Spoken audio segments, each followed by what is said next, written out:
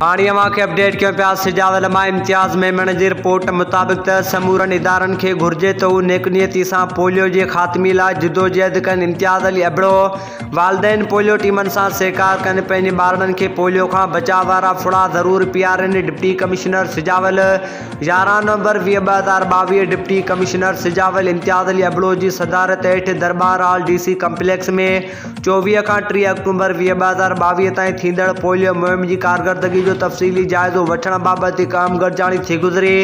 उन मौक़े ते डिप्टी कमिश्नर चयो त पोलियो खां बचाव वारी क़ौमी मुहिम जी कामयाबी जो दारोमदार बहितरीन माइक्रो प्लान ऐं गॾियल टीम वर्क सां आहे। हिन चयो त ॿारनि जो मुस्तक़बिल महफ़ूज़ बणाइण असां सभिनी जो अहम ज़िम्मेवारी आहे।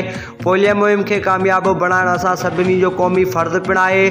उन करे समूरनि इदारनि खे घुर्जे त हू नेकनीयती सां पोलियो वायरस ख़िलाफ़ जिदोजहद कनि त जीअं हिन ख़तरनाक बीमारी मां निजात हासिल करे सघिजे। हिन सिहत खाते जे अमलदारनि खे हिदायतूं ॾींदे चयो त गुज़िरियल पोलियो मुहिम दौरान गफ़लत कंदड़नि ख़िलाफ़ कार्रवाई कई वञे।